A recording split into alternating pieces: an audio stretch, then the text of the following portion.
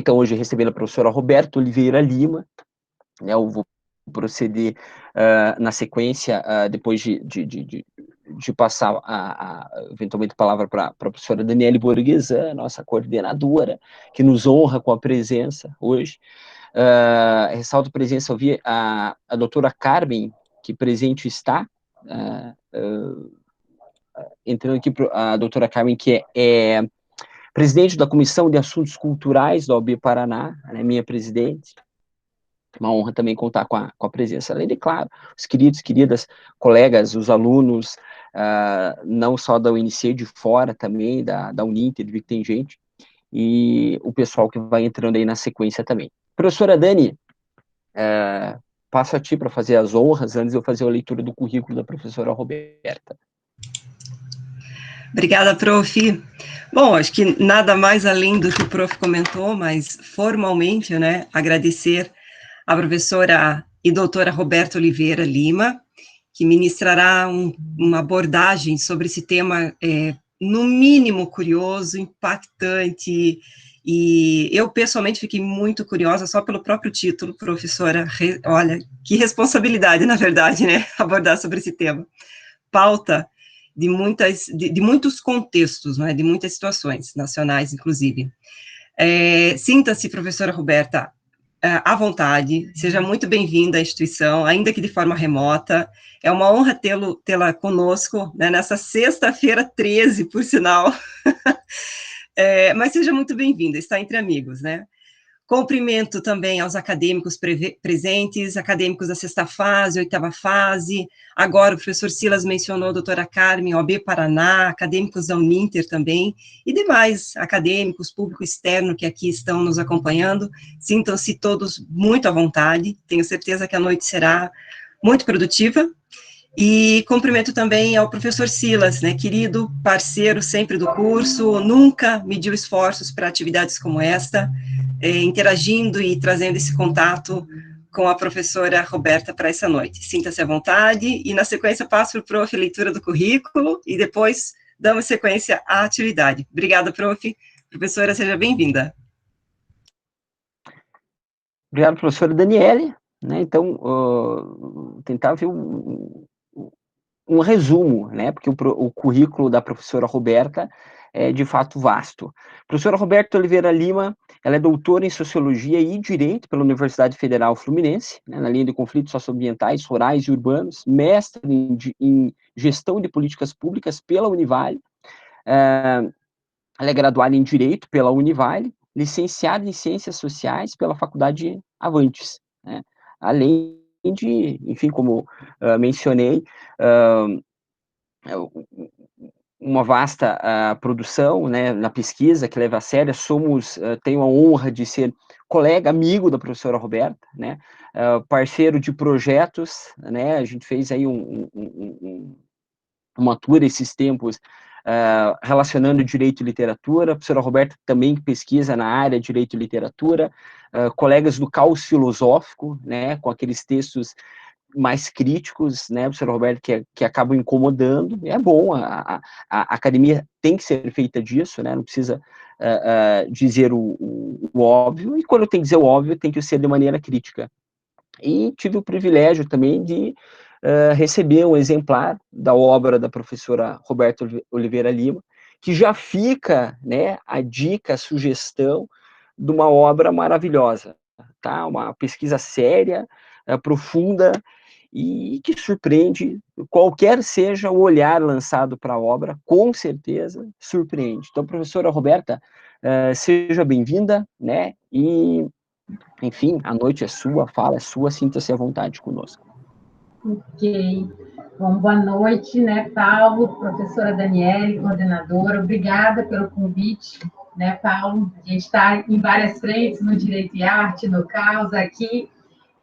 Aí é Canoinhas, né? Só para me situar geograficamente. Aliás, né? Já não nos situamos geograficamente. Estamos falando de vários lugares, né? Falo aqui do Rio de Janeiro, mas, né? Também são as dores e alegrias da pandemia, a possibilidade de a gente estar, pelo menos, junto. Então, né? Estamos aqui nessa noite, está sendo gravado, se alguém, né, assistir em outro horário, bom dia, boa tarde, eu sempre costumo fazer várias saudações diante desse momento que o tempo e o espaço ficaram tão alterados, mas, enfim, seja de que forma for, meus agradecimentos, né, ao Paulo pelo convite, a Daniele, professora Daniele, por me receber aqui com tanto carinho, a todos que irão nos ouvir. Eu sei que sexta-feira 13, no ano de 2020, né, 7 horas da noite, e a gente vai falar de agro ainda, né? É um desafio.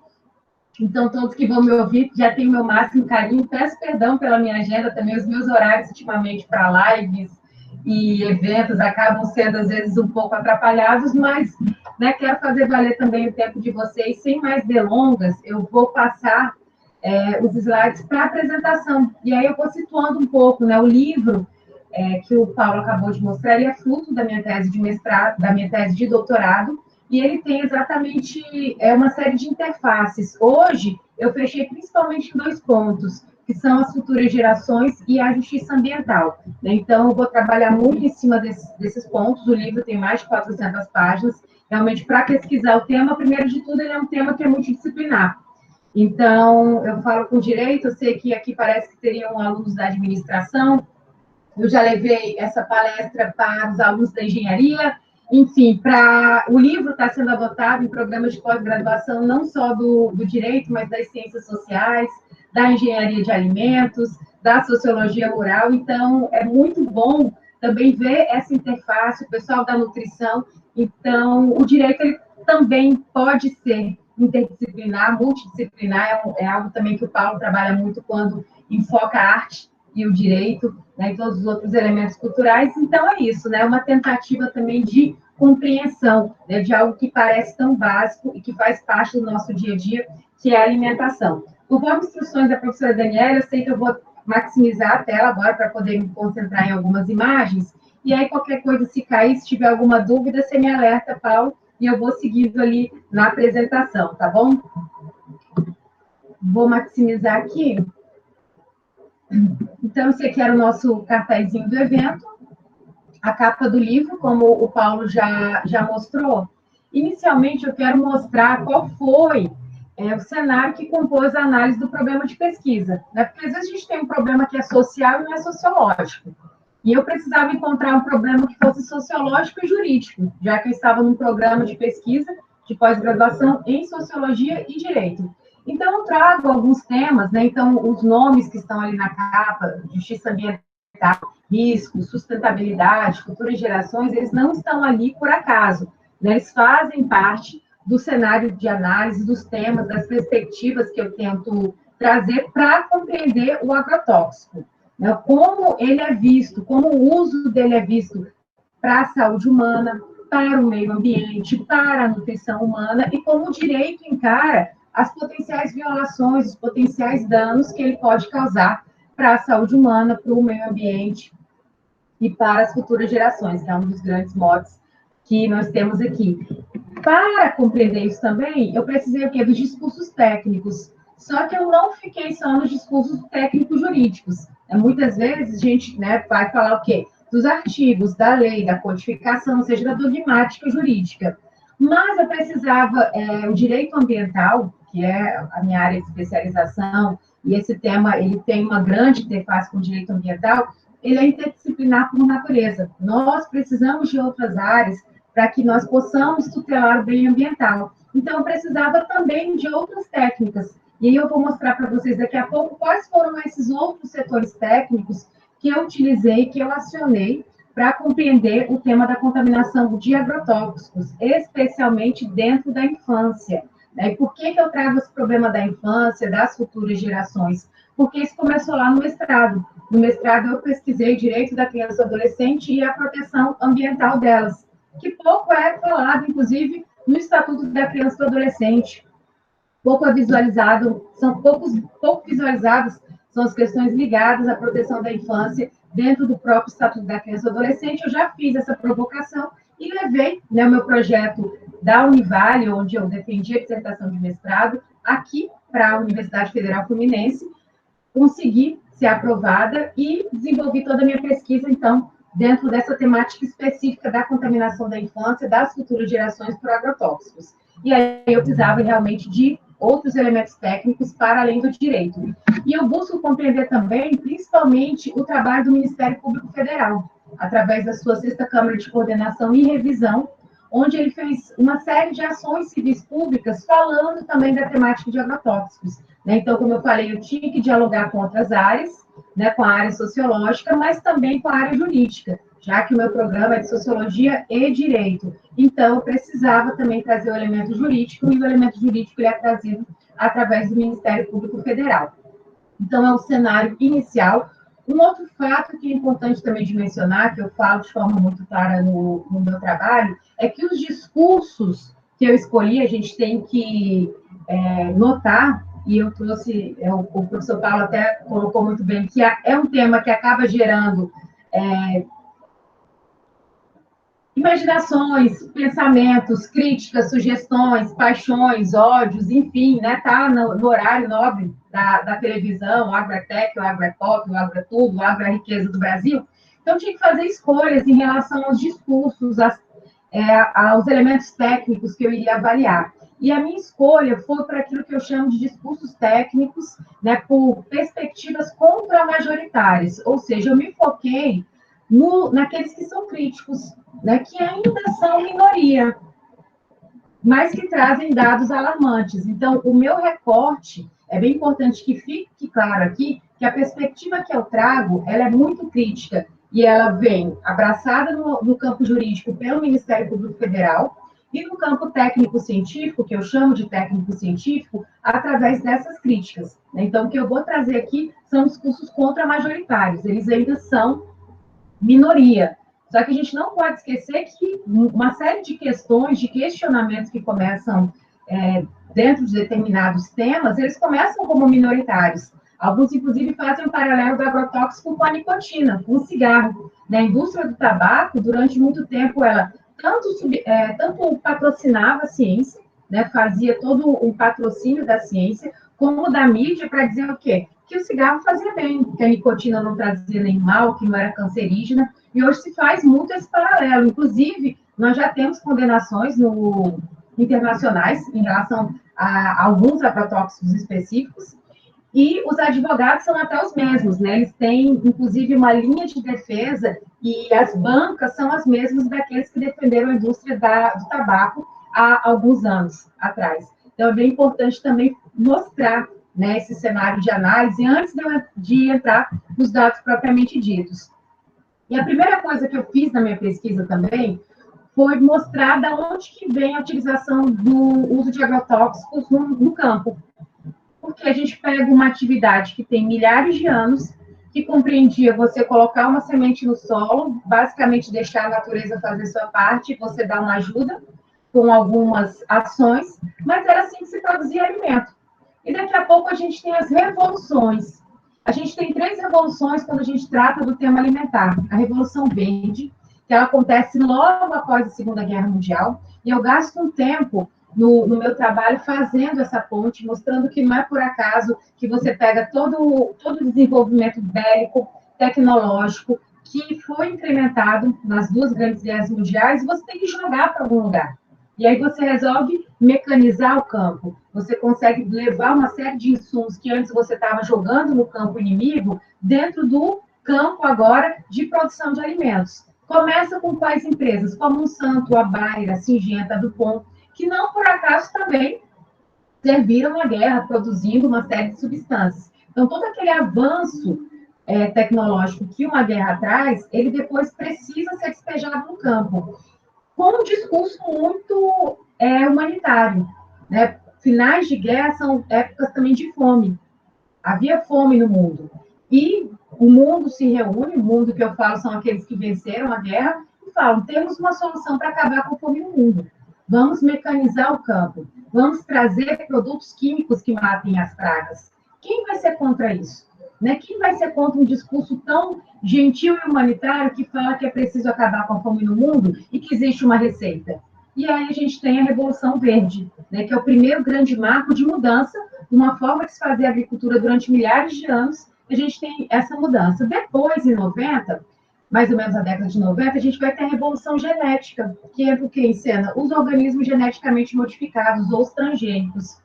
E aí você sempre tem um discurso por trás disso também. Qual era o discurso dos transgênicos, pessoal? Olha, a gente está usando muito agrotóxico, né? Passaram 40 anos, acho que está envenenando o campo. Vamos fazer o seguinte, vamos alterar geneticamente as sementes para que elas sejam mais resistentes e a gente use menos veneno. O que aconteceu na prática? Aprovou-se, né, as legislações no próprio Brasil, a gente tem a Lei de Biossegurança de 2005, você aprova tudo isso e, no final, você utiliza ainda mais agrotóxico. Fato é, né, que as sementes transgênicas acabam sendo também mais resistentes ao agrotóxico, não são tão resistentes às pragas como se imaginaria, e aí você tem a revolução genética. A Monsanto, a Bayer, a Syngenta, a DuPont, a Pioneer estão juntas novamente. A Monsanto hoje em dia foi comprada, né, pessoal, pela Bayer, inclusive, né, porque se a Bayer é bom, então você vende o remédio, vai tudo junto. E tem um outro detalhe também, que é o fato de que a Monsanto está respondendo uma série de ações judiciais. Eu vou chegar daqui a pouco, inclusive, no Tribunal Monsanto, que é um tribunal de opinião internacional, então a coisa ficou muito complicada para ela. Aí uma forma de você minorar esses impactos é assumir com a marca, né? Então, a Monsanto foi comprada pela Bayer. Temos também a fundação do Bill e da Melinda Gates, que tem agido na África. Tem uma ativista ambiental, que ela é física, e que fala há muitos anos na Índia e no mundo inteiro sobre segurança alimentar, que é a Vandana Shiva, que ela fala ela descreve essas ações, né, muitas vezes filantrópicas, como uma filantropia imperialista, né? Ou seja, em nome da bondade de se matar a fome no mundo, você vai também produzindo o quê? Dominando a forma de se produzir alimentos, de se acessar sementes. No Brasil mesmo, a gente sabe que, dependendo do local, se você não comprar a semente transgênica, se você não comprar o combo de agrotóxicos, você não vai ter o financiamento que você precisa. E, né, como eu já tinha comentado, passados os anos, verificou-se o quê? Que a gente usa os transgênicos, mas não diminui o uso de agrotóxicos. Mais recentemente, de forma muito pouco democratizada, a gente tem uma terceira onda revolucionária chegando, que é a da biofortificação, né, que está focada principalmente em atores privados, né, o Bill e a Melinda Gates também estão muito presentes, a Pepsi, e, enfim, algumas empresas do setor privado, a Syngenta também, a Embrapa. O que é a ideia da biofortificação, pessoal? A ideia da biofortificação é que você pode colocar mais determinadas vitaminas, determinados produtos nos alimentos para fortificá-los, para torná-los mais potentes. Qual é o perigo disso? Se você erra a dose, você pode também gerar um óbito. E o que é grave? Por ser algo que está acontecendo muito forte no setor privado e passando ao largo de uma discussão com a sociedade, o que acaba acontecendo? Eles estão fazendo testes em escolas sem ninguém saber, passando para as crianças, passando para agricultores em locais no Nordeste que são mais vulneráveis socialmente. Então, é uma série de questões que estão acontecendo e que a gente nem tem sido informado como sociedade, né? Talvez alguns estejam ouvindo falar de biofortificação pela primeira vez hoje.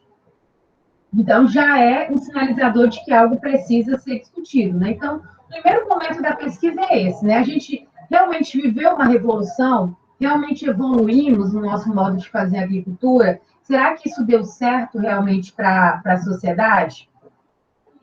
No segundo momento aqui, a ordem do livro é um pouco diferente, mas eu inverti aqui para ficar mais claro, né? Então, eu entro na parte do técnica científica, como eu falei, que não é a técnica jurídica. Chamo também de técnica operativa. E aí eu fui para a geografia, para a saúde coletiva, para a nutrição, enfim, busquei uma série de pesquisas contra-majoritárias, como eu comentei com vocês, para entender, né, a utilização dos agrotóxicos, dos transgênicos. Essas pesquisas teriam que enfatizar, né, a insegurança do atual modelo agroprodutivo, e até porque eu queria conhecer o questionamento que se relaciona ao questionamento do Ministério Público Federal.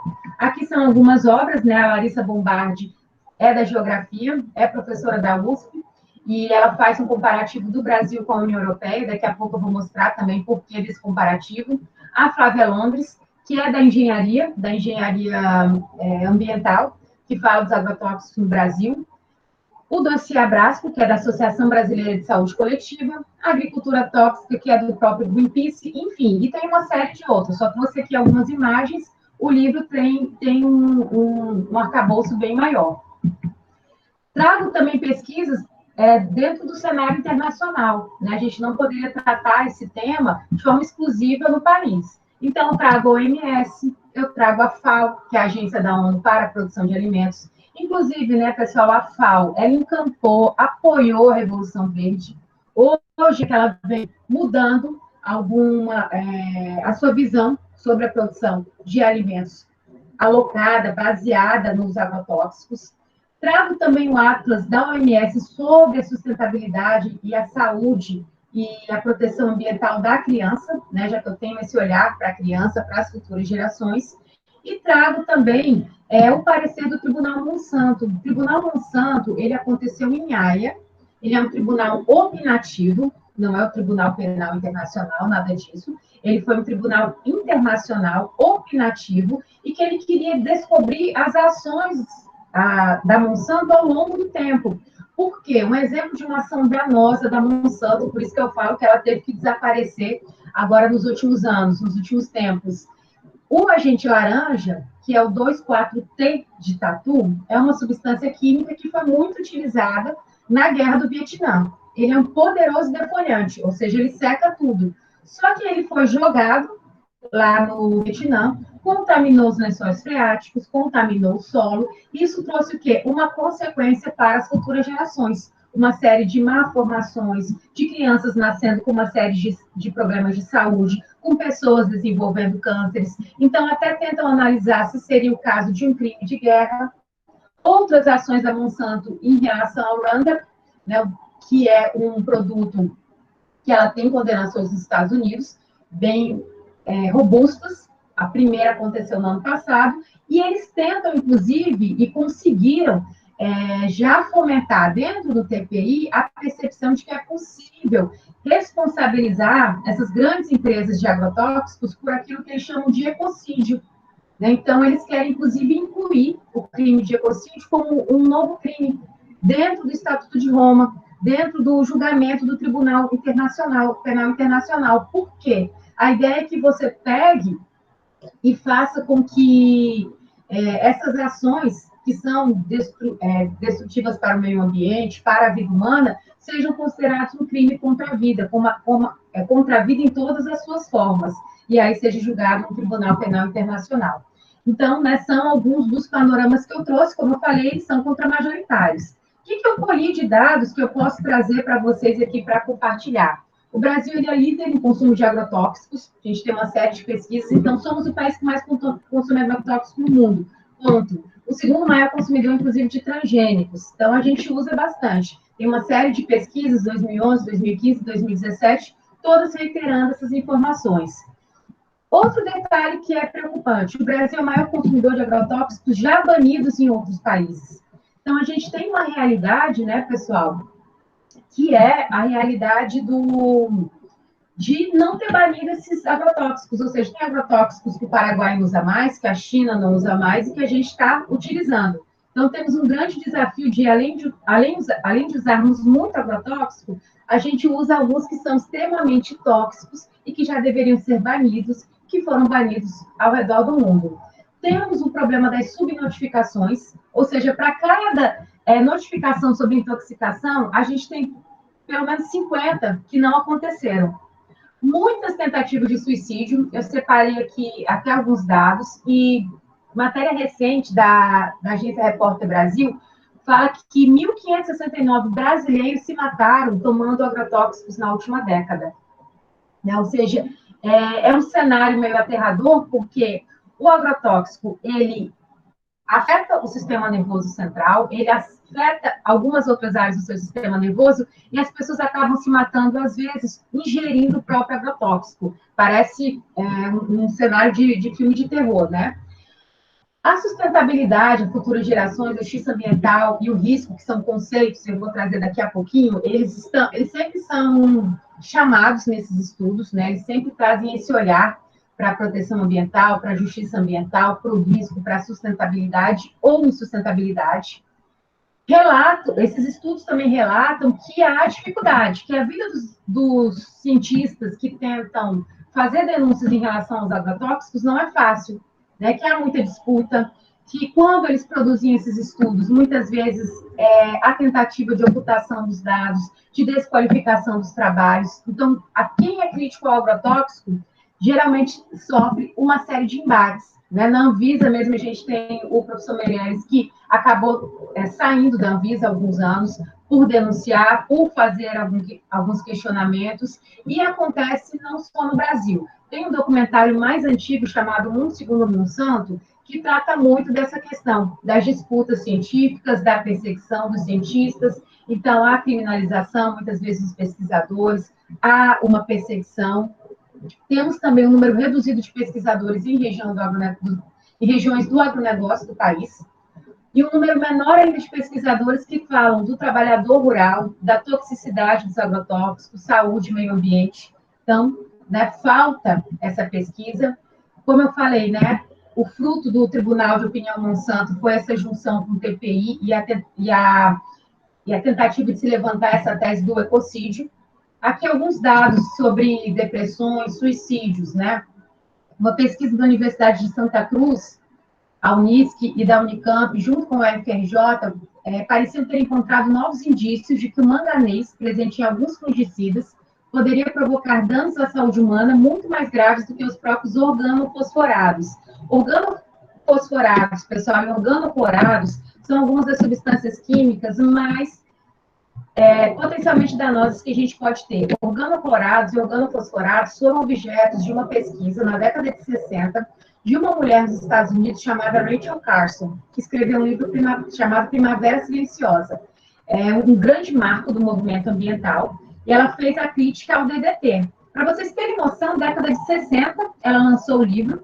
Finalzinho ali, no começo da década de 70, depois deles perseguirem a Rachel Carson, falarem mal dela, falarem que ela era louca, até porque ela era uma mulher solteira, que gostava de gatos e que pesquisava naquela época, quando a mulher deveria ser muito mais dona de casa do que pesquisadora. Depois de todo esse inferno que ela passou na vida dela, a pesquisa dela foi reconhecida e eles baniram o DDT dos Estados Unidos. No Brasil, a gente só baniu totalmente em 2009, para ver como a gente costuma se atrasar quando o tema é contaminação ambiental e contaminação por determinados produtos químicos. E os organofosforados, os organoclorados, eles trazem mutação genética, eles, em contato com a nossa pele, eles já podem ser absorvidos pelo nosso organismo e, de forma cumulativa, trazerem uma série de problemas de saúde. E, né, nessas pesquisas, a gente tem o quê? Que o manganês também. Muitas vezes ele pode ser mais grave do que os organofosforados, porque hoje no mundo a gente já superou, de certa forma, principalmente de maneira majoritária, o banimento desses produtos que tenham organofosforados e que tenham organoclorados. Aí vem o manganês. O que mais? Pesquisa com agricultores de tomate e de morango no interior de São Paulo, realizado pelo neurologista Henrique Balalai Ferraz, da Unifesp, constatou que a ansiedade e o nervosismo nas pessoas que manipulavam agrotóxicos eram altíssimos.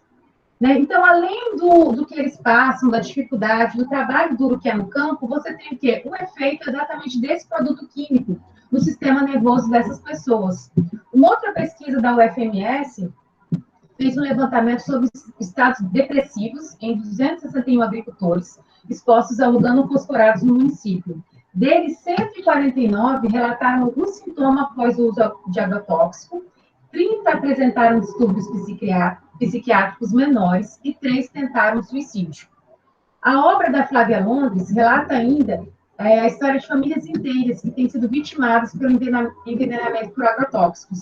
E cita o caso da dona Antônia, que ela é mãe de uns 14 filhos, 3 se suicidaram por envenenamento por agrotóxico, uma tentou. Né? Então, você tem também um baque muito grande na família. Né? Você tem um custo, que é o custo humano. Né? São vidas que estão sendo atingidas por isso. Falando da pesquisa da professora Larissa Bombardi também, que, como eu mencionei, ela fez o comparativo entre o Brasil e a União Europeia, e aquilo que se permite. Na Europa, você pode ter resquícios de agrotóxicos dentro da água potável, dentro da porcentagem de 0,1 micrograma por litro. No Brasil, 500 microgramas por litro. E nós não somos diferentes, né? Todo mundo ser humano. Então, a gente tem um nível de tolerância permitido pela legislação muito alto. E isso também gera uma série de efeitos a longo prazo.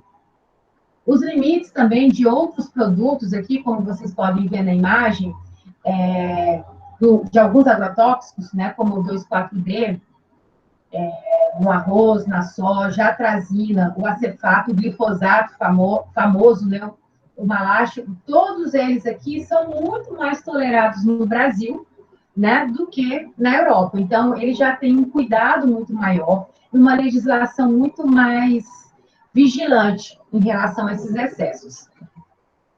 Seguindo aqui, né, então eu trago alguns dados gerais para a gente chegar na infância, nas futuras gerações, e num dado muito grave, que é o quê? O leite contaminado por agrotóxicos. Uma das pesquisas que eu levantei dá conta no município chamado Lucas do Rio Verde, no Mato Grosso, onde foi feita uma pesquisa em 2016.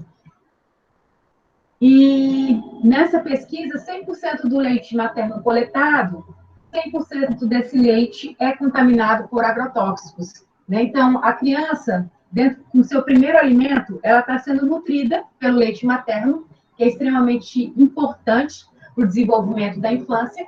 Junto, você tem também uma porção de agrotóxicos, né? Aqui eu trago também algumas informações em relação à diferenciação. Um adulto tendo impacto e tendo contato com agrotóxico, ele vai sofrer impacto na sua saúde. Mas um bebê, uma criança, um feto, tendo contato com o agrotóxico, há uma desproporcionalidade, ou seja, ele vai ser muito mais afetado.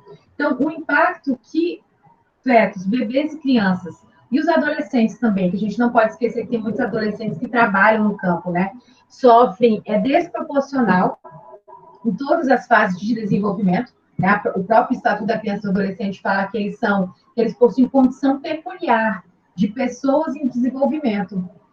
Há uma relação muito grande, pessoal, infelizmente, entre cânceres e exposição de crianças a agrotóxicos. Temos uma médica no Brasil, ligada à Unicamp, que é a doutora Silvia Gandalize, que desenvolve uma série de pesquisas e estudos demonstrando, né, essa infeliz relação entre cânceres e a exposição de crianças a agrotóxicos. E detalhe, pessoal, essa exposição, muitas vezes, não é porque a criança está lá no campo ou entrou ali naquele local. A contaminação, ela pode ser via ambiental, mas ela pode ser ocupacional, ela pode ser pela poeira.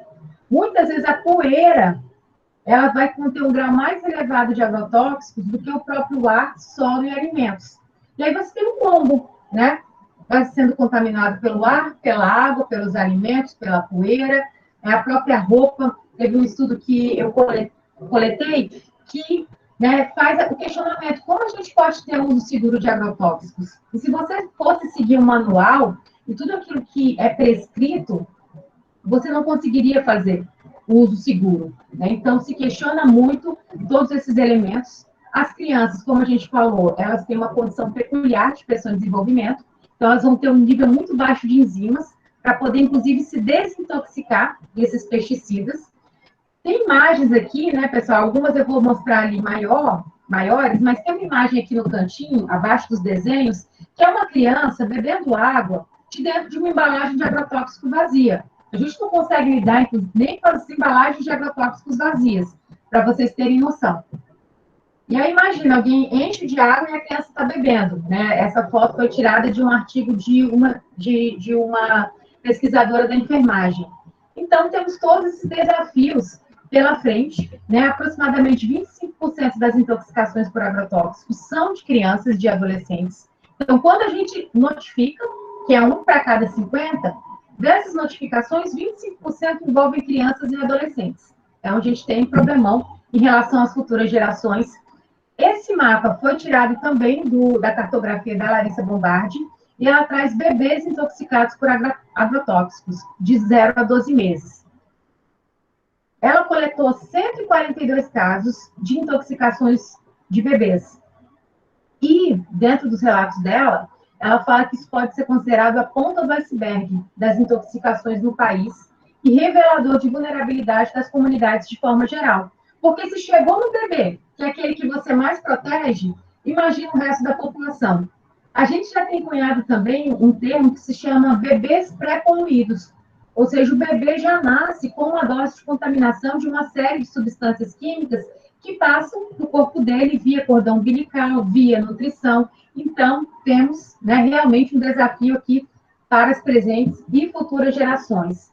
Relembro também o desastre de Bhopal. É porque alguns danos, pessoal, a gente não vê também, algumas coisas que eu estou trazendo aqui estão evidentes.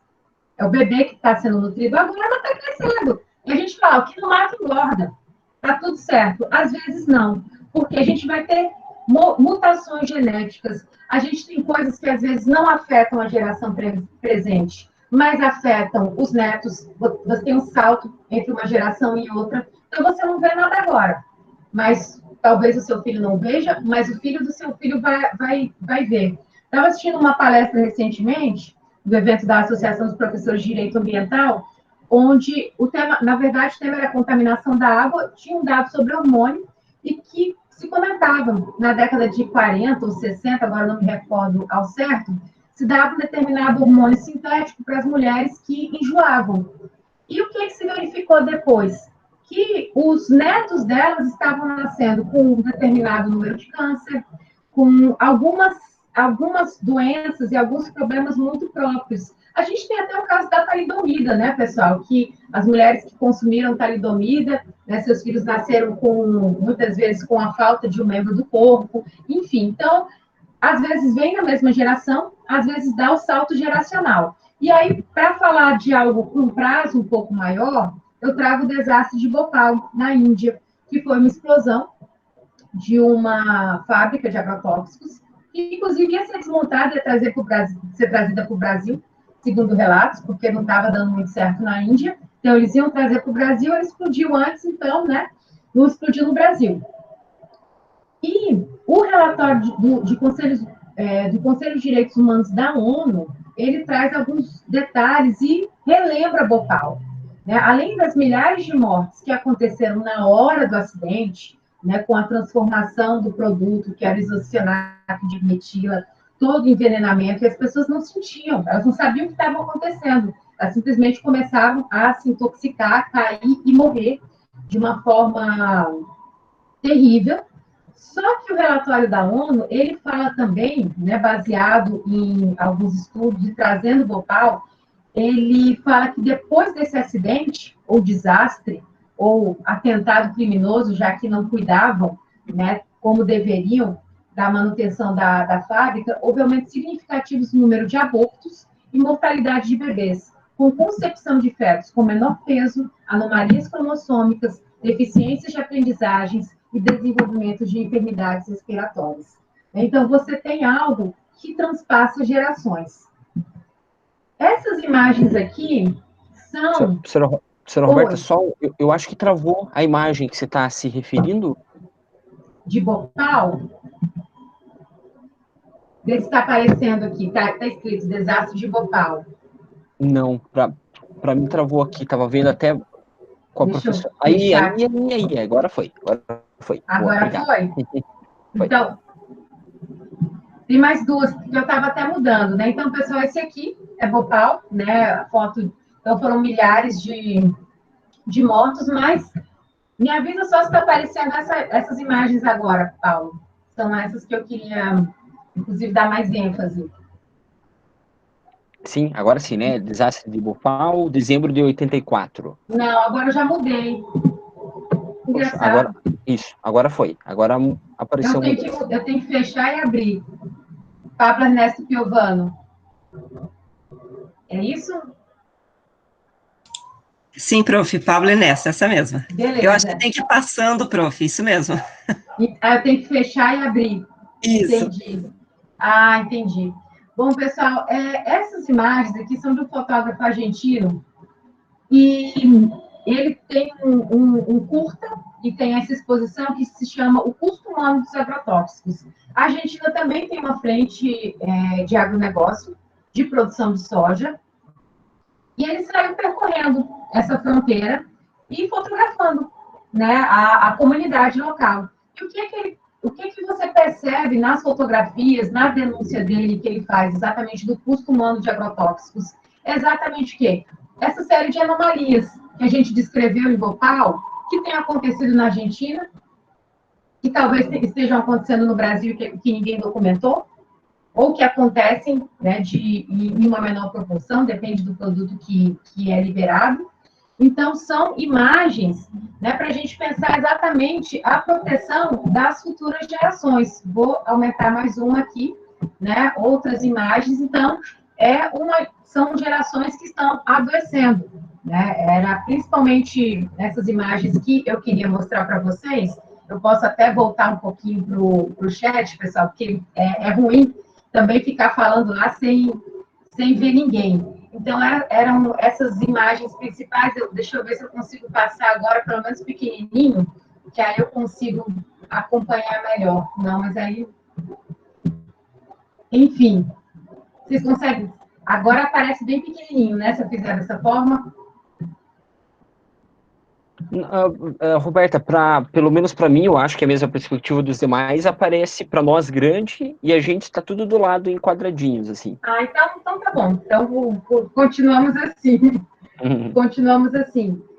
Então, pessoal, diante de todo esse cenário, de todos esses dados, né, a gente tem que se perguntar até que ponto isso é sustentável, até que ponto riscos estão compreendidos nesse modo de produção alimentar, até que ponto eu tenho proteção das futuras gerações e até que ponto eu tenho justiça ambiental. Né? Então, eu trago esses temas na minha pesquisa, por quê? Se você entrar em qualquer dessas empresas que eu falei, produtoras de agrotóxicos, se você entrar no site delas, elas vão falar de forma muito clara que elas são sustentáveis, que elas têm responsabilidade socioambiental, que elas priorizam a sustentabilidade nas suas práticas. Então, existe uma crítica também muito grande hoje ao termo sustentabilidade. Muitas vezes ele é vendido como uma etiqueta, e a gente tem uma ação que a gente costuma chamar de greenwash, que é essa lavagem verde. Você faz de conta que é sustentável, você faz de conta que está ok, que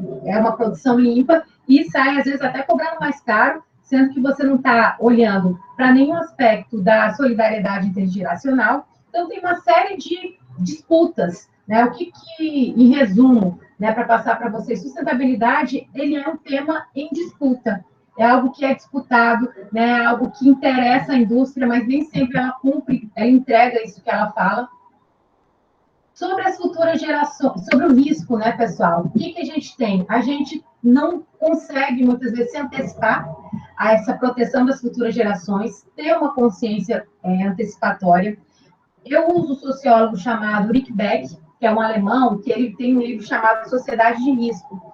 No Sociedade de Risco, a proposta do Rick Beck, é exatamente essa. A gente está imerso numa sociedade de risco. A gente tem uma série de situações que a gente não consegue prever. E muitas vezes a gente não prevê, inclusive, para grupos específicos, como das crianças, dos adolescentes, das mulheres. E, por a gente não conseguir prever, muitas vezes a gente não enxerga as relações. Exemplo, e aí ele dá um exemplo que é muito interessante, que é da ligação da carne de pinguim no Ártico e o bebê Martin, que está lá, né, morando num apartamento de classe média na Alemanha. E ambos, muitas vezes, estarão contaminados com resíduos de agrotóxicos. Porque é fato também que a gente tem no Ártico ursos polares, pinguins contaminados. Ninguém nunca produziu lá. Mas você tem o quê? Correntes marítimas, correntes aéreas, que vão dispersando esses produtos ao longo do meio ambiente e fazendo com que eles cheguem nesses locais. Então, a gente tem toda essa realidade. Exatamente, Maria Eduarda. A sustentabilidade virou economia, e aí, você já viu, né? Todo mundo quer o seu quinhão e a sustentabilidade para chamar de sua, mas realmente tem um compromisso, é bem mais difícil. E aí, pessoal, o direito, ele não define que são futuras gerações. Por mais que a gente tenha, no artigo 225 da nossa Constituição, a expressão, né, enfim, determinado, lá, positivado, que é dever do poder público e da coletividade, proteger o meio ambiente para as presentes e futuras gerações, a gente não sabe o que são essas gerações. Então, eu dei uma caminhada dentro da filosofia do direito e dentro também do direito ambiental, para tentar entender o que seriam futuras gerações. Então, desde o Rawls, que é clássico, ele traz uma definição de futuras gerações, seriam gerações contíguas, né? Então, é você em relação ao seu neto, por exemplo. O Feinberg e o Whitehead, eles já falam de marcos temporais metafísicos, então eles não estabelecem, né? A futura geração pode ser a humanidade, aqueles que ainda chegarão, é uma coisa muito indefinida. O Hans Jonas, Ulrich Beck, o professor Morato Leite, aqui da UFSC, eles já questionam, muito mais do que propor um marco, eles questionam o fato da gente não lidar com problemas intergeracionais, com o fato da gente não ter esses marcos definidos, específicos. A Wise e o Ayala, eles já falam de direitos planetários e intergeracionais, então a ideia deles de gerações futuras está muito ligada também a uma ideia de proteção planetária, de proteção da humanidade. Então, que, de forma geral, o que sobra é o quê? Que quando a gente fala de proteção das futuras gerações, a gente está falando da própria proteção da espécie humana, né? Esse seria um dos pontos. E aí, como é que a gente pode falar de proteção da espécie humana diante de determinados cenários de contaminação e de impacto ambiental, como a gente descreveu agora desses estudos? E eu considero, eu faço esse aporte na tese, que crianças e adolescentes eles seriam presentes e futuras gerações ao mesmo tempo, né? Isso acontece de forma simultânea, já que eles têm essa condição peculiar de pessoa em desenvolvimento. Qual é o problema da gente ter grupos específicos, como eu falei, de crianças, adolescentes, mulheres, sendo impactadas de uma forma diferenciada pelo uso de agrotóxicos? Você vai ter aquilo que a gente chama de injustiça ambiental. O que é a justiça ambiental? Começo falando de justiça ambiental desse conceito. Ele é um conceito que surge nos Estados Unidos, ligado a contaminações químicas, e ele é cunhado inicialmente com o termo racismo ambiental. O que aconteceu lá no final da década de 70, começo da década de 80 nos Estados Unidos? A população negra e a população latina percebeu que onde eles moravam, eles estavam instalando indústrias e despejando uma série de rejeitos químicos.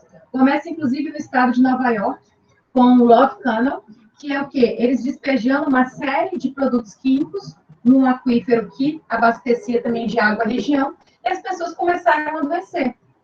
Então, dentro desse adoecimento, desenvolvimento de câncer e de outras doenças, eles começaram a fazer pressão social, eles se juntam, né, com a igreja também. O movimento negro dos Estados Unidos, ele é muito ligado à igreja, foi na década de 60 com Martin Luther King, e na década de 80 a gente tem a figura do reverendo Benjamin Chaves, e aí eles começam a produzir os próprios indicadores e fazer essa pressão, mostrando que algumas pessoas, alguns grupos de pessoas, eles sofrem um impacto desproporcional da contaminação ambiental. Por eles terem um enfoque negro e latino, eles chamam inicialmente essa constatação de racismo ambiental.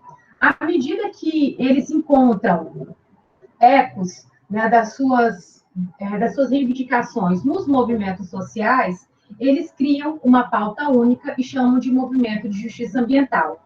Temos propostas hoje, né, com Martinez Alier, aqui como eu coloquei, que escreveu também sobre o ecologismo dos pobres, de um movimento global de justiça ambiental.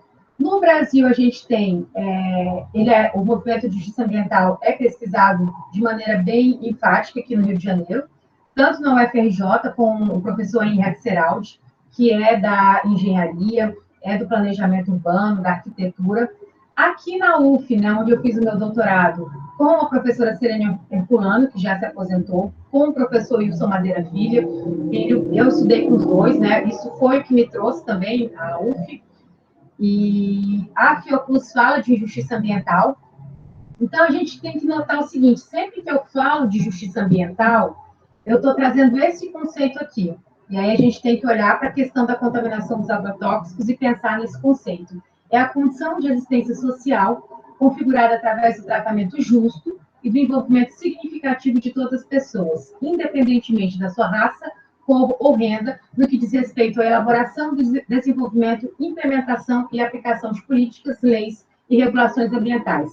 Por tratamento justo, entenda-se que nenhum grupo de pessoas deva suportar uma parcela desproporcional das consequências ambientais negativas, resultantes da operação de empreendimentos industriais, comerciais e municipais, bem como das consequências resultantes da ausência ou omissão dessas políticas. Muitos empreendimentos, muitas indústrias, elas acabam se instalando e, né, dentro da sua produção, contaminando de forma desproporcional determinados grupos de pessoas. A gente costuma falar que eles privatizam os grupos e eles socializam a contaminação e o prejuízo. Semana passada, tivemos 5 anos de Mariana, né?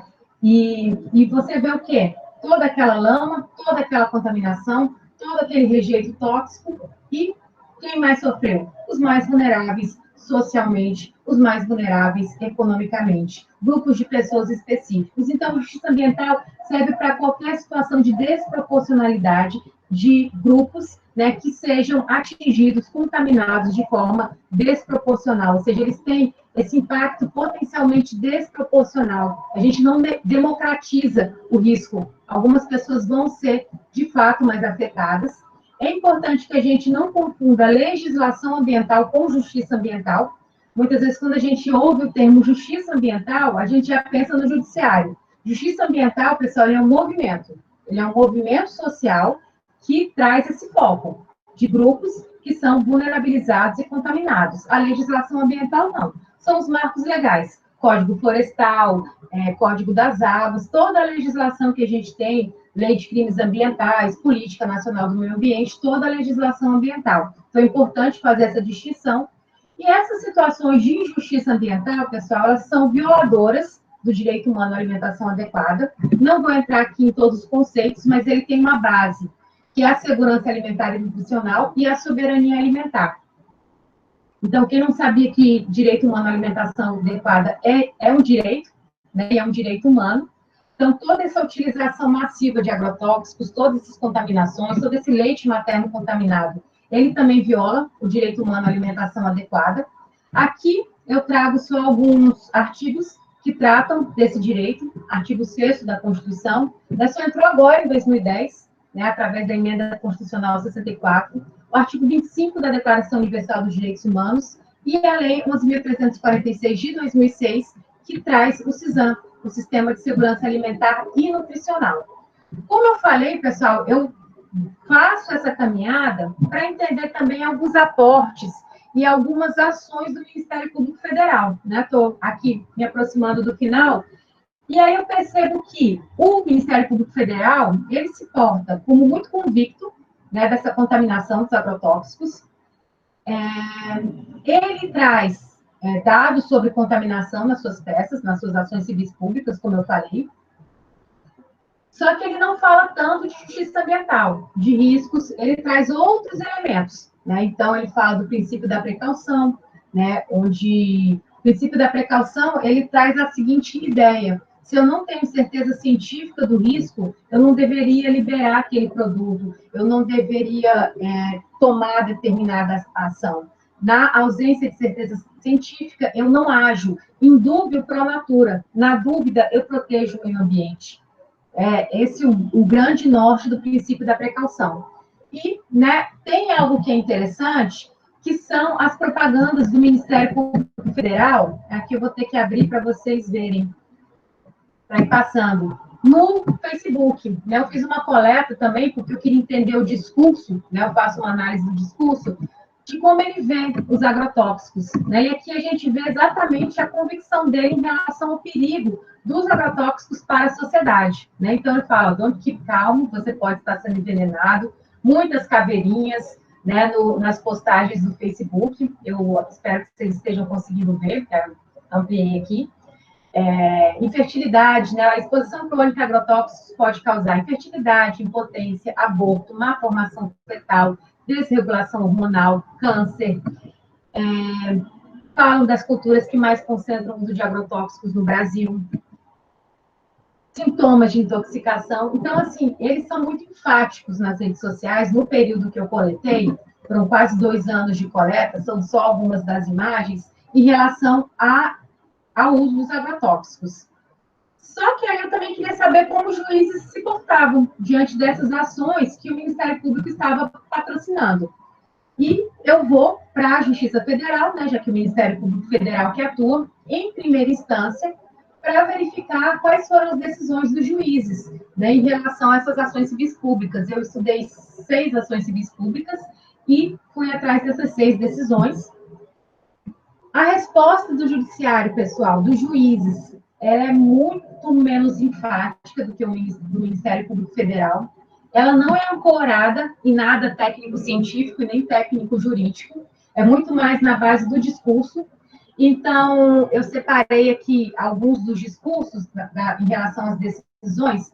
Então, você tem juízes falando que a agricultura sempre foi assim, né? Tenho aqui, nesse balãozinho maior, falando o seguinte, porque até a gasolina, que se vende por todos os lugares, é potencialmente deletéria, mas o uso e o manuseio adequado tornam um combustível seguro.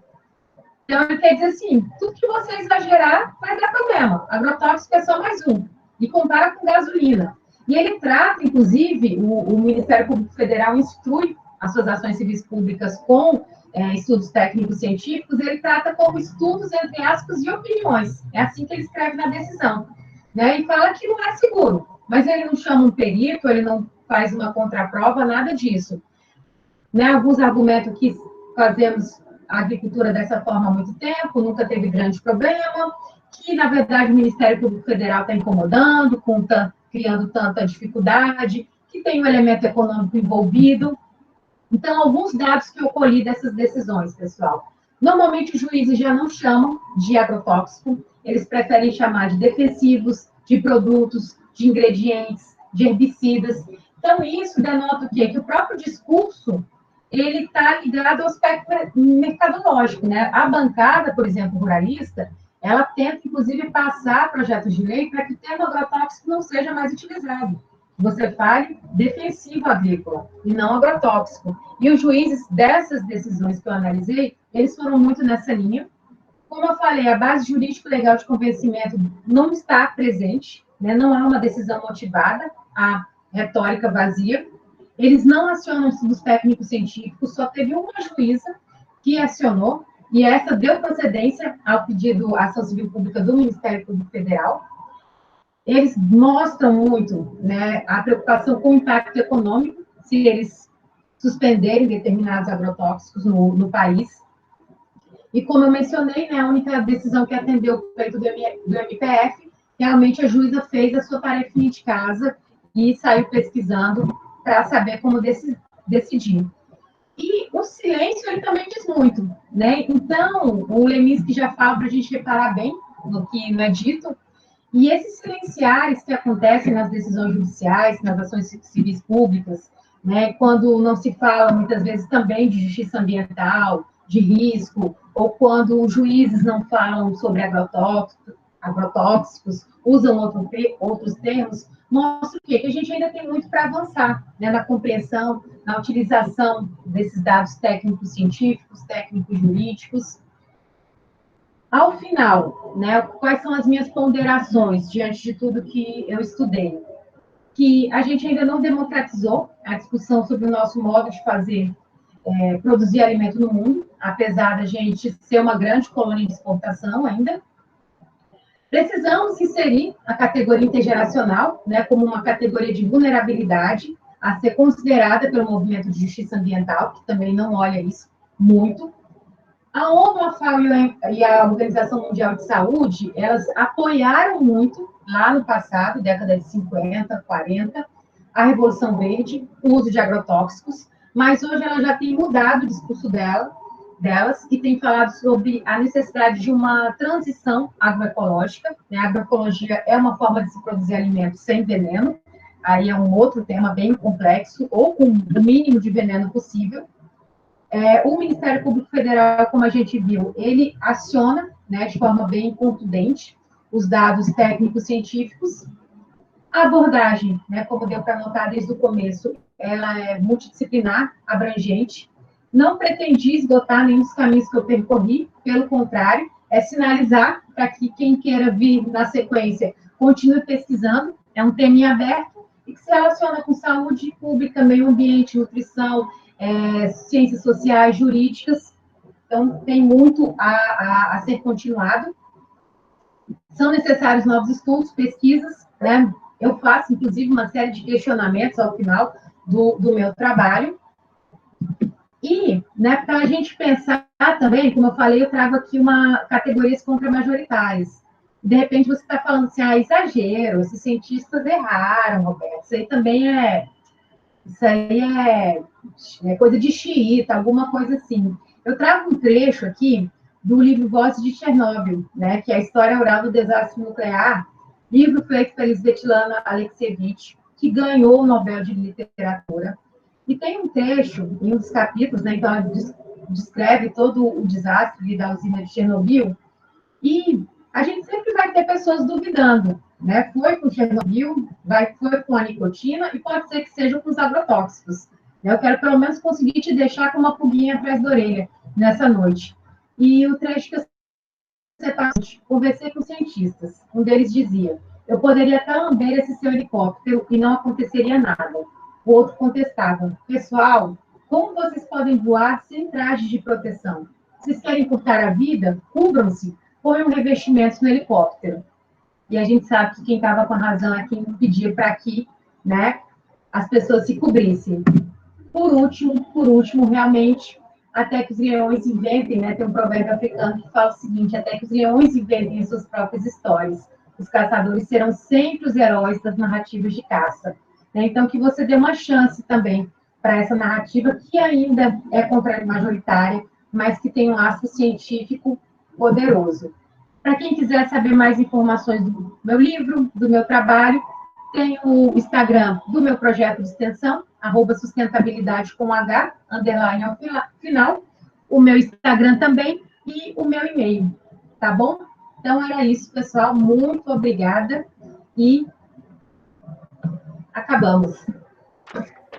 Professora Roberta, muitíssimo obrigado, né, pela fala, pela explanação, né, alguns apontamentos aqui, imagino que a professora Dani também, né, tema aquela, nossa, né, conforme ela mencionou de início, algo que chama atenção,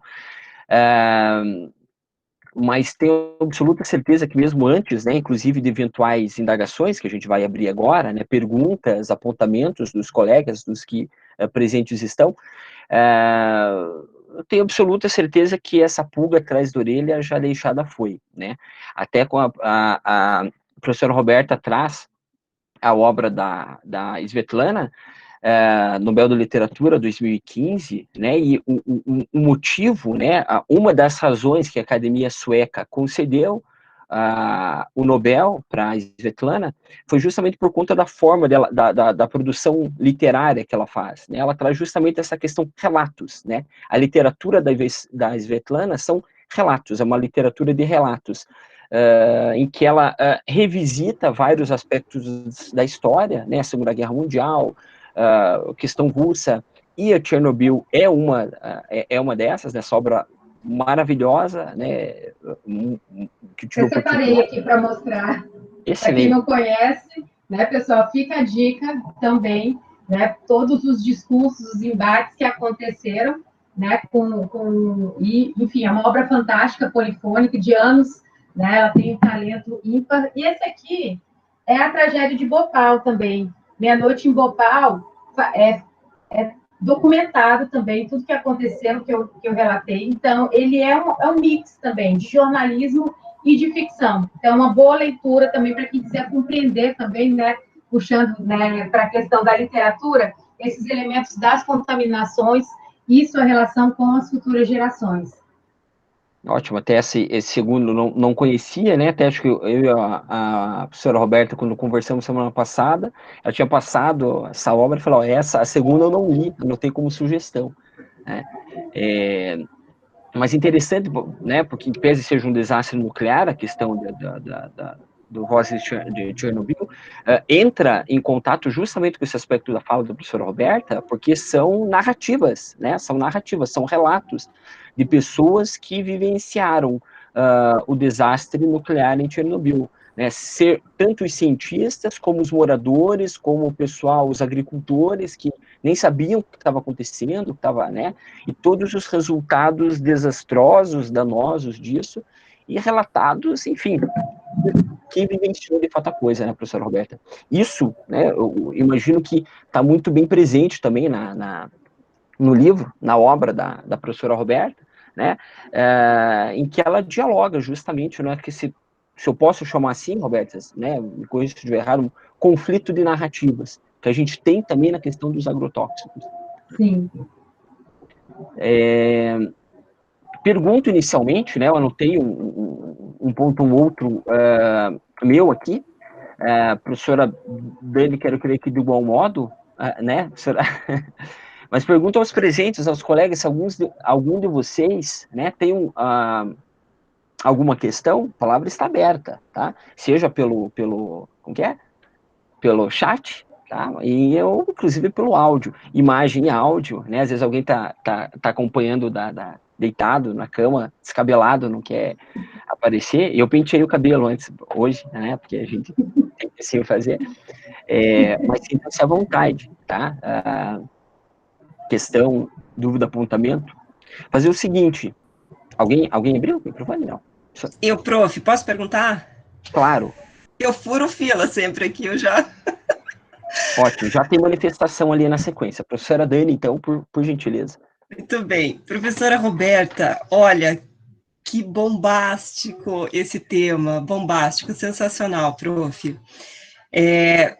Enfim, o seu tema, a pauta em si, é urgente, é rico demais e é delicado demais ao mesmo tempo, né?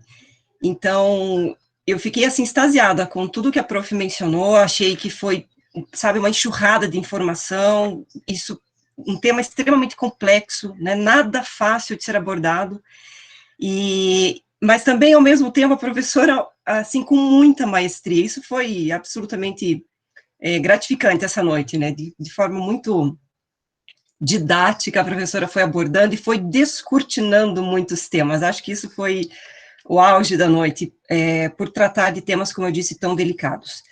E o que me chamou é que, em fundo último, né, o que mais me chocou é que nós estamos falando de alimentos, né? É alimento. E alimento todo mundo se alimenta, todo mundo consome. Pouquíssimos de nós produzimos, né? Nós só consumimos. E isso me chama a atenção para... E aqui queria fazer duas perguntas, prof, se me permite, porque a sua fala, como eu disse, foi interessante, mas para mim, ao mesmo tempo, foi muito angustiante.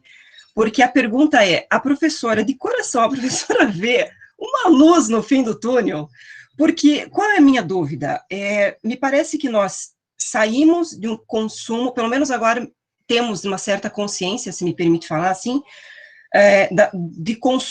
no que diz respeito ao consumo de produtos industrializados, artificiais, conservados. Então, conscientes estamos desses produtos, começamos a migrar para produtos leguminosas, verduras, frutas, né? A gente vai inserindo, a gente já tem consciência dessa troca.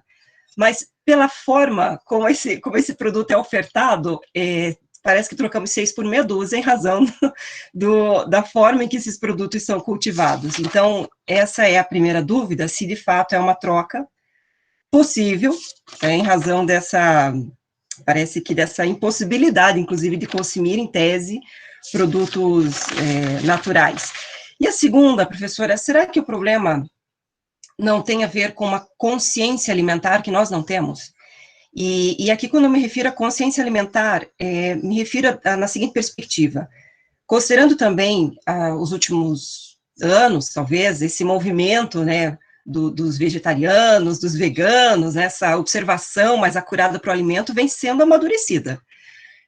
Então, talvez será que ainda assim falta muito a ser evoluído no que tange a conscientização alimentar. E outro ponto, será que isso não é pauta também para a escola, né? Quando a prof falou de criança, assim, me tocou no coração, porque, poxa vida, nós adultos, pais, somos responsáveis por alimentar a criança, mas nós alimentamos da forma como nós aprendemos, inclusive com aquilo que é ofertado. Então, nós somos fruto do meio, né? Então, é difícil escapar dessa roda gigante, parece. E E aí também, né, de forma angustiosa, assim, me questionava, né? Será que o consumo individual, responsável, vai ser o suficiente? Será que fomentar, por exemplo, a agricultura familiar, né, aquela totalmente derivada de defensivos, né, como a prof mencionou, em detrimento da grande oferta que está aqui no mercado, será que isso vai ser o suficiente, prof? Porque, sério, o seu tema, falo de verdade, prof, me emocionou, eu quero seu livro, de verdade, eu vou comprar seu livro. Mas eu fiquei... Eu mando, pode deixar, passa o endereço depois que eu mando. Achei sensacional, mas ao mesmo tempo é um pouco angustiante, por isso eu queria mais uma vez ouvir se a prof vê a luz do fim do túnel e se o que nos falta de fato é uma relativa conscientização alimentar. Ótimo, Obrigada. ótimo. Perfeito, professora Dani. E aí, a tua pergunta tem ligação até com o que eu vi no chat aqui do Ricardo, que é o seguinte, né? A produção de orgânicos daria conta da demanda de alimentos em relação ao uso de produtos biológicos na agricultura que prometem ser mais seguros, limpos, de baixo impacto ambiental? Qual a sua opinião? Então, assim, o que tem sido proposto, né? Quando eu falei que a ONU, a FAO, que é a Agência da Agricultura, elas têm passado por uma transição, por exemplo, esse relatório do Conselho de Direitos Humanos da ONU, de 2017, ele traz, inclusive, a fala do presidente da FAO, à época, que era um brasileiro, o Graziano. Então, a gente tem uma história também com alimentação, até nos órgãos internacionais, é interessante de se mencionar essa questão. Eles falam que a gente chegou a um ponto de inflexão, ou seja, é necessário mudar. Porque esse modelo, além dele ser danoso para a saúde humana, ele empobrece o solo numa medida que a gente também não vai conseguir mais produzir alimento dessa forma, que é através do monocultivo, ele esgota o solo de forma muito forte. Então, e o solo não se recupera tão rápido de quando a gente faz rotação de culturas e tudo mais. Então, esse relatório, que foi de bastante impacto, eles falam, é chegado esse momento de inflexão e de transição para a agroecologia. Então, a ideia que se tem dentro dos temas, inclusive tem um livro de direito do professor Gladstone, aqui da UF, que ele só fala sobre o direito agroecológico, né? Toda essa parte agrária também é agroecológica. Então, a agroecologia é uma ciência, ela ainda é minoritária também, a gente está falando assim, talvez daqui a 30 anos, todo mundo olha para a gente e fala, seus loucos, vocês comem tanto agrotóxico assim, igual cigarro, né, gente? Vamos pensar, por que eu faço muito esse comparativo? A gente tinha propaganda, alguns devem lembrar, propaganda do Hollywood, né, do Marlboro, o cowboy do Marlboro, o pessoal do Hollywood vendendo saúde, bronzeado, e no final você está com sistema pulmonar ali, de tanto, né, fumar. Os médicos, às vezes, aconselhavam as mães a fumarem, para o bebê nascer menor, né, que aí não daria tanto trabalho ali no parto. Os professores fumavam em sala de aula, né, na escolinha, gente. Então, assim, tudo que é novo gera essa questão. Então, um dos pontos, né, que pegando o gancho do Ricardo também, será que a gente consegue produzir alimentos de forma agroecológica? E aí eu lanço outra pergunta também. Eu acredito que sim, né? Eu acredito na agroecologia, nessa produção sustentável, até porque a longo prazo a gente não vai ter solo. Indico também o livro Monoculturas da Mente, da Vandana Shiva, né, que fala muito do monocultivo, desse esgotamento do solo. Mas o que acontece? A falta de alimentos no mundo hoje, porque o grande mote da produção de alimentos mecanizada e agrointoxicadora é o que? Acabar com a fome no mundo. A fome no mundo é uma questão de distribuição ou de produção? Porque a gente produz muito alimento para virar grão. Aí a gente chega no segundo ponto da tua pergunta, professora Daniele, que é exatamente, a gente produz muita coisa para a criação de bois, porcos, vacas. Então, muito do que a gente produz de grão é para alimentar os animais. Inclusive, essa semana eu dei uma palestra sobre o direito animal. O direito ambiental, ele acaba falando sobre muitas questões, e aí eu falo, né, um pouco do direito dos animais não humanos. Há pouco tempo, até tive uma conversa com o Paulo, lá por conta da mudança da lei de crimes ambientais, eu falei, aqui é especista, aqui eu concordo, agora eu entendi, né, quando teve coisas que me incomodaram um pouco no artigo que ele fez com o professor Ayrton e tudo mais. Então, a gente pensar também no alimento, que é uma coisa que a gente não pensa, nos chegou à mesa, a gente nunca parou para pensar que comer é um ato político, porque ele envolve divisão de terras, ele envolve escolhas que a gente faz antes de colocar o alimento à nossa mesa, o que está por trás. Né? A gente tem, por exemplo, a bancada do boi, né, tão forte aqui no nosso Congresso Nacional, que tem um interesse. Né? E você não doa dinheiro para a campanha, você investe.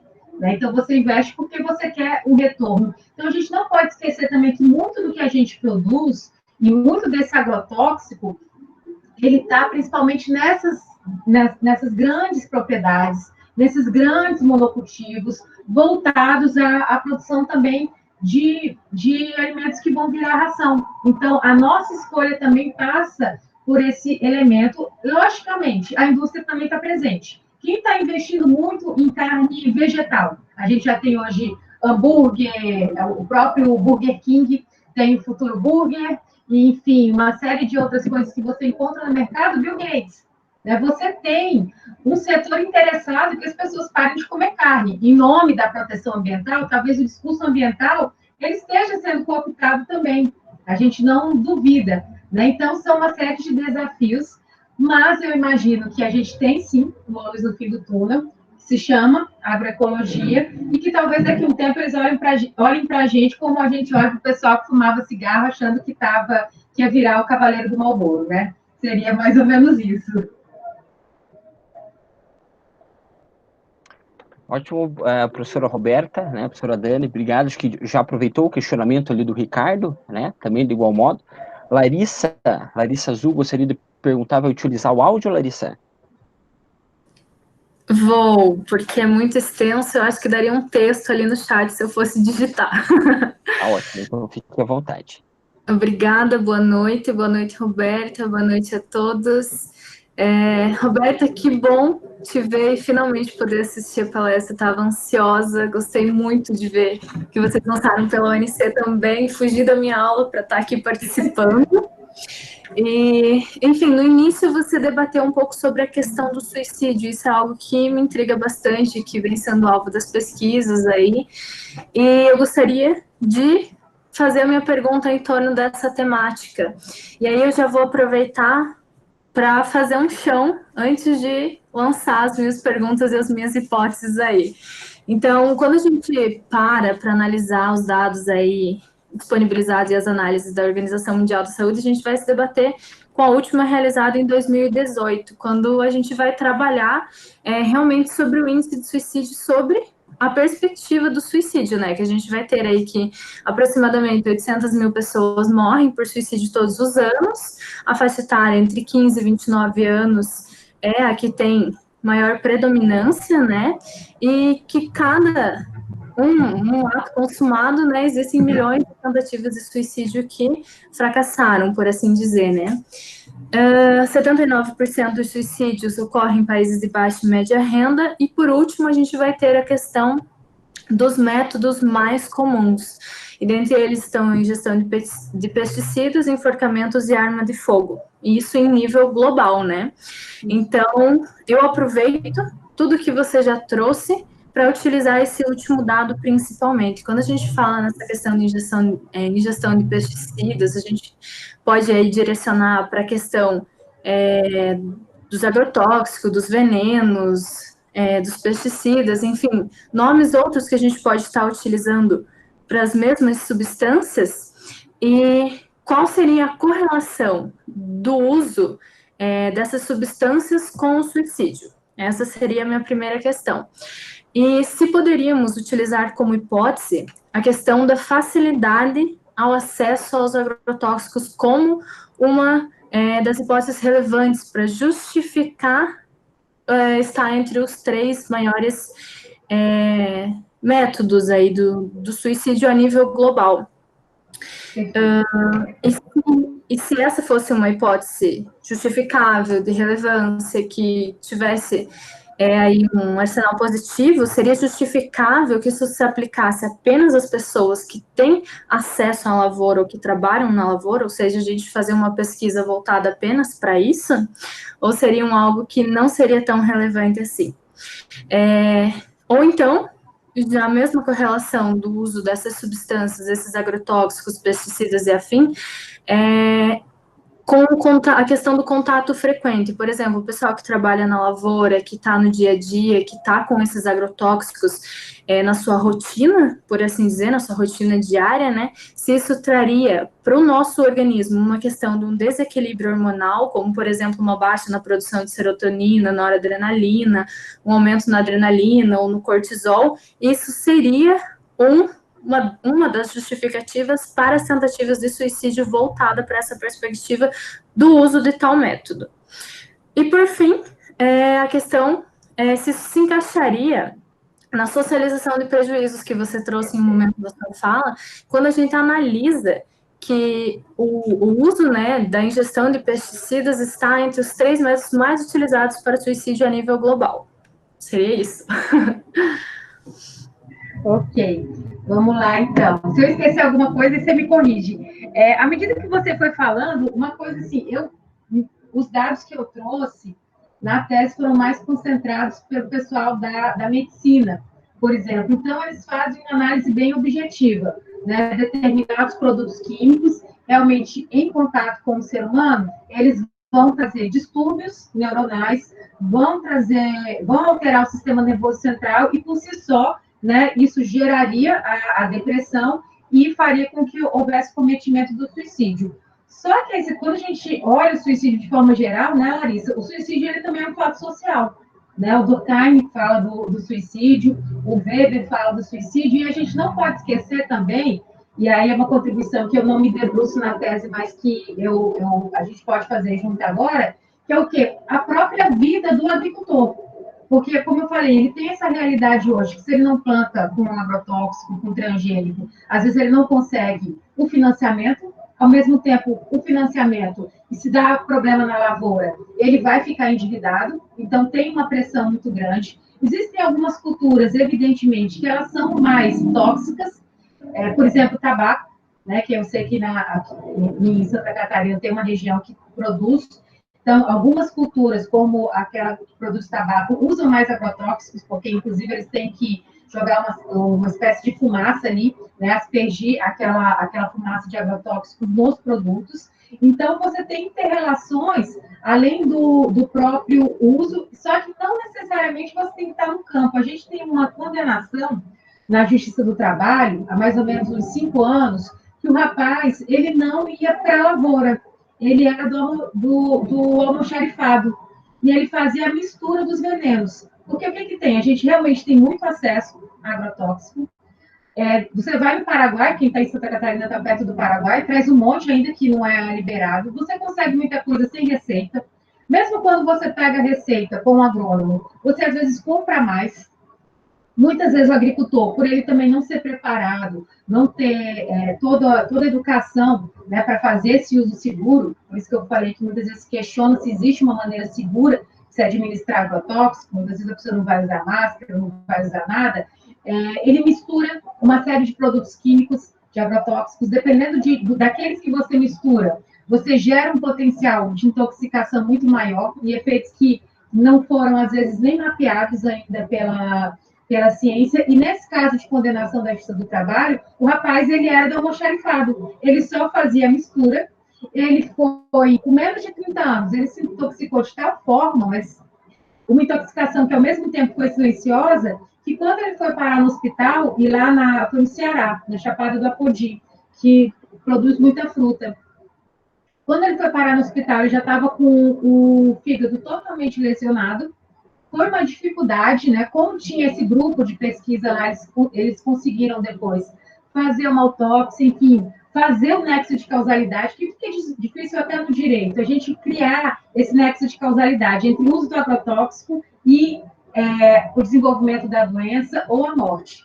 Nesse caso desse rapaz, eles conseguiram, houve condenação da empresa, que é a Del Valle, houve o pagamento de uma pensão vitalícia para a esposa, que tinha um neném pequenininho. Então, como a contaminação por agrotóxico, ela não acontece só com quem está ali no front, mas com quem está misturando. Temos um caso, inclusive, que o Brasil, não comentei isso, né, pessoal, um dos poucos países que tem a pulverização aérea. A gente não baniu nem a pulverização pelo aviãozinho. E tem muita deriva, né? Então, ali você contamina rio. Tem um caso no Mato Grosso do Sul, que foi derramado em cima da escola, pegou nas crianças, pegou nos professores. Então, e os efeitos são terríveis, muitos médicos não noticiam também, às vezes nesses pequenos lugares, com medo de perseguição.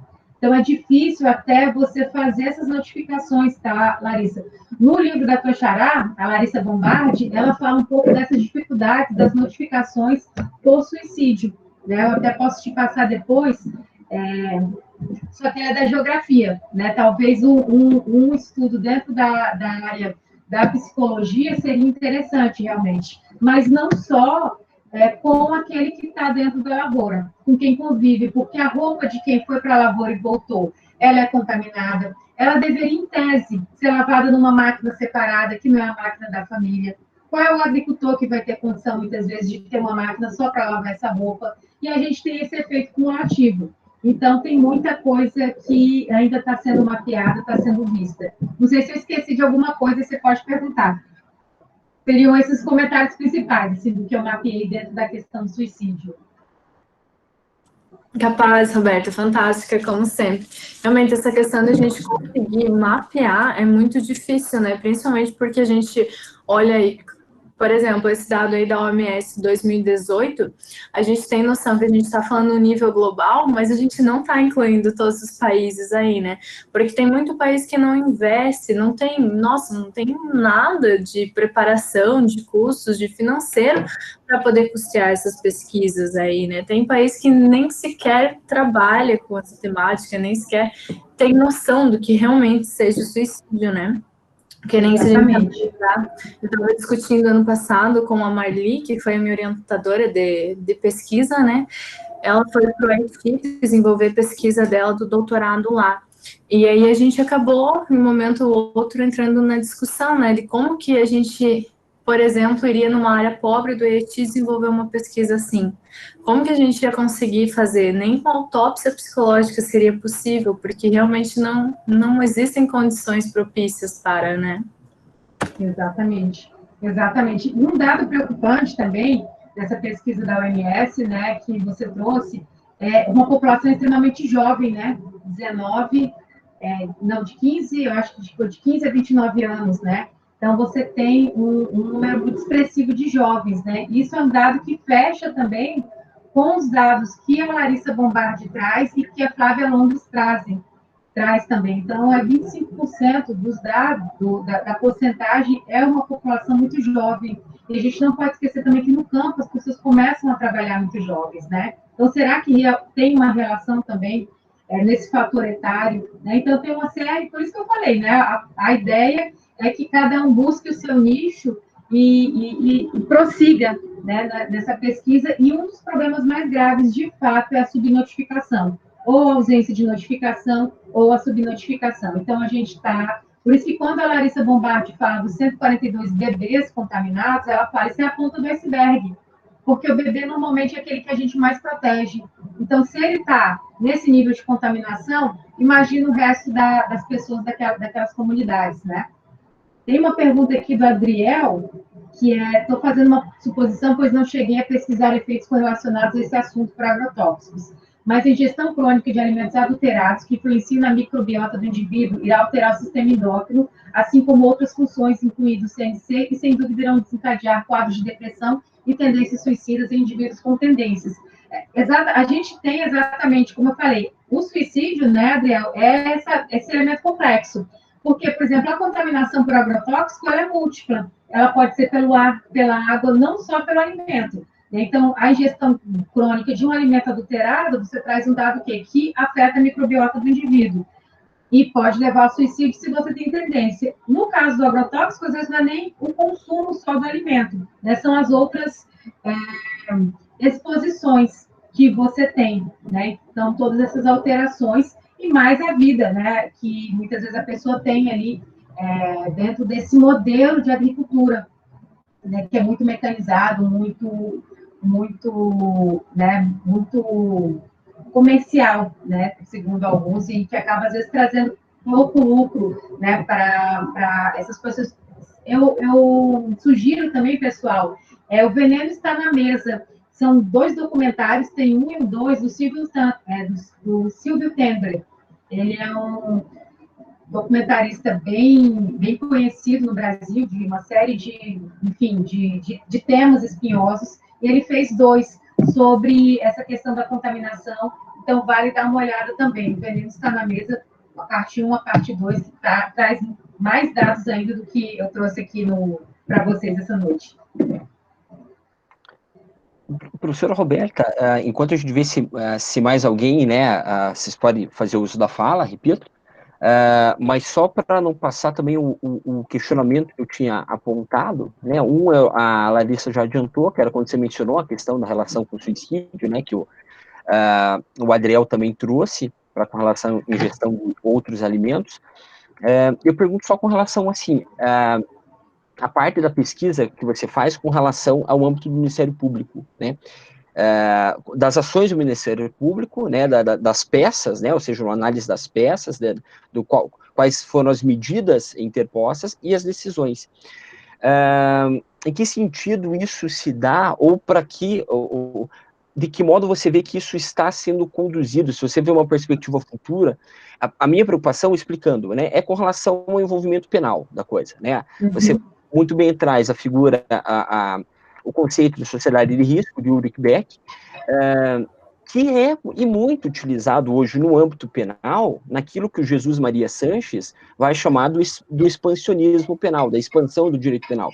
Porque, claro, né, bens jurídicos do nosso Código Penal, que é da década de 40, que não jamais a gente imaginou que bens jurídicos novos passariam a ser tutelados com o avançar da sociedade, né? Isso a gente vê até nos crimes informáticos, né? Na década de 40 nem se cogitava que a gente teria um bem jurídico para se proteger nesse sentido. Pergunto, você vê, né, pela tua pesquisa, que isso está avançando, né, seja com as repercussões de mudança na lei de crimes ambientais, ou de uma ação mais incisiva por parte do Ministério Público de buscar resolver, né, e o que seria esse resolver, através do uso, inclusive, do penal, da sanção penal estatal? Ok.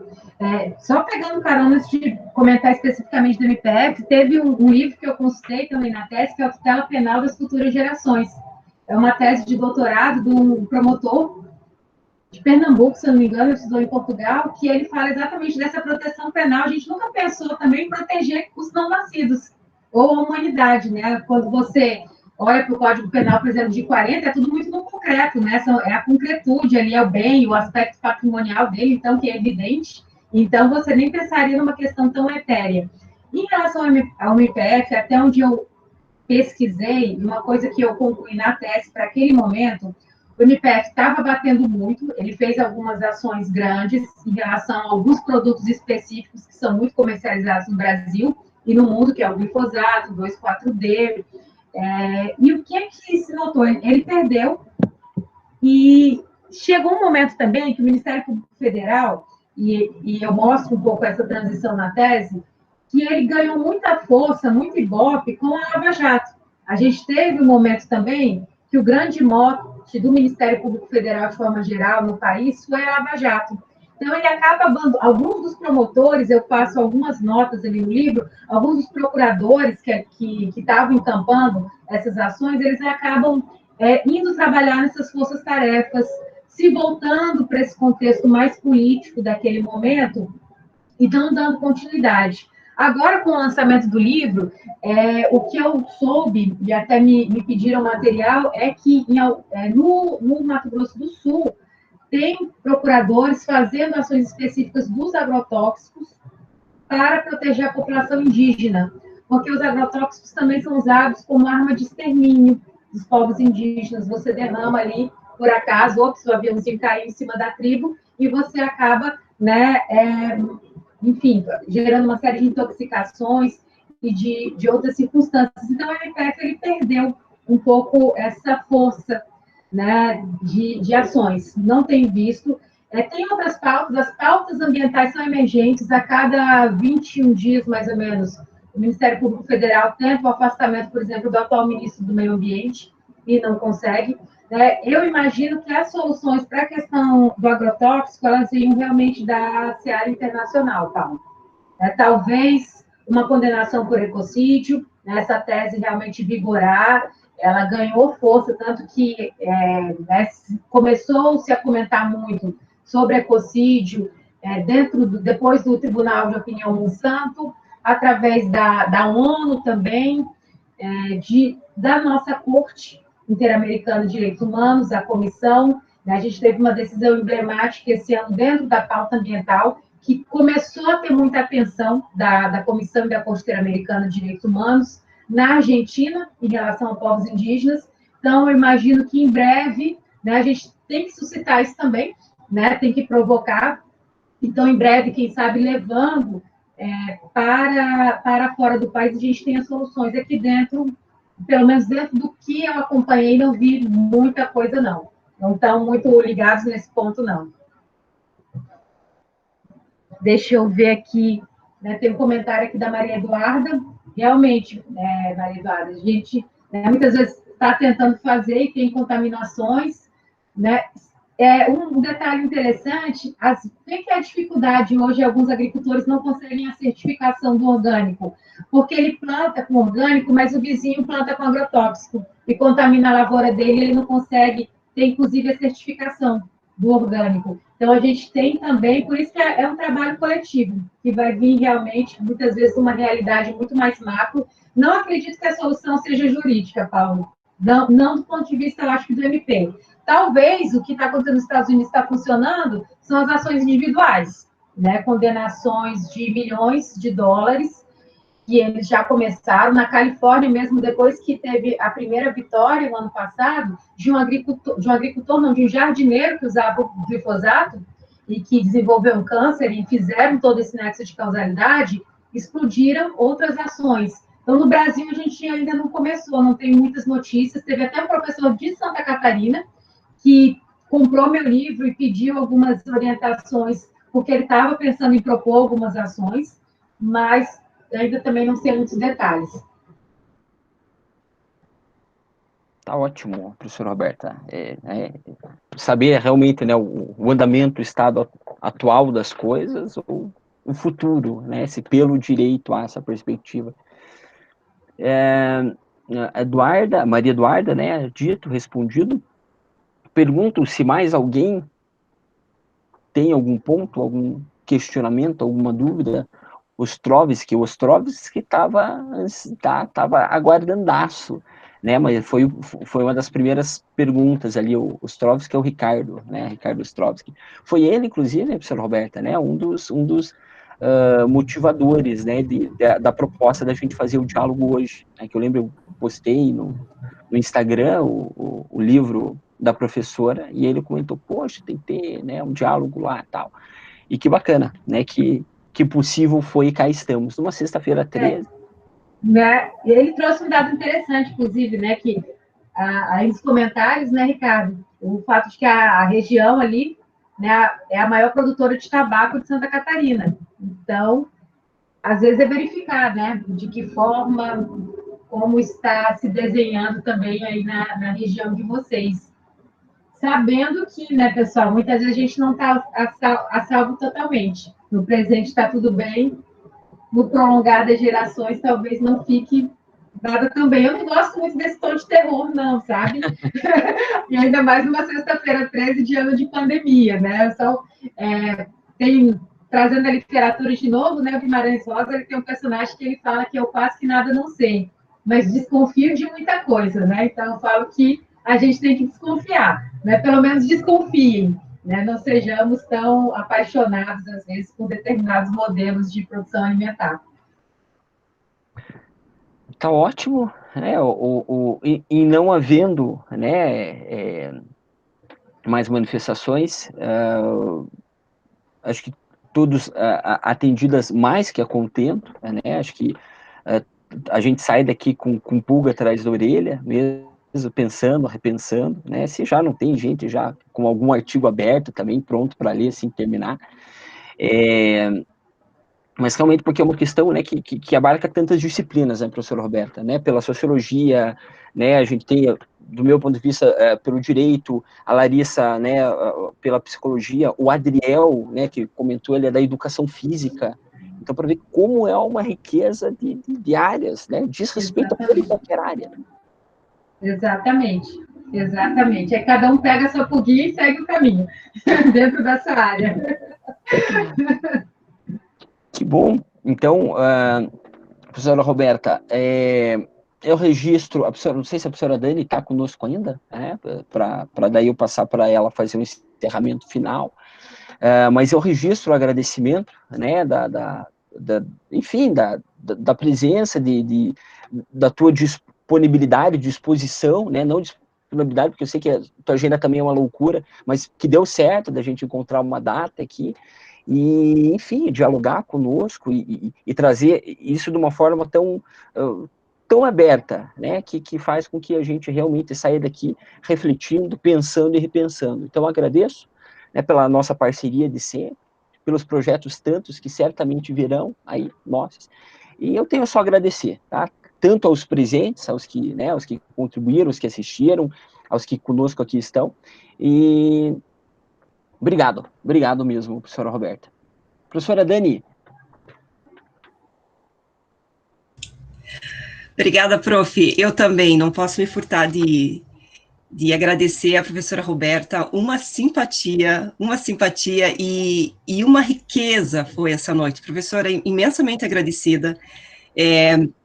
A gente não pode desconsiderar que a pandemia trouxe os seus pontos positivos, e esta foi uma situação no sentido de permitir este diálogo tão distante entre nós, não é? Mas, ao mesmo tempo, tão próximo. Então, fomos contemplados hoje com a sua visita, professora.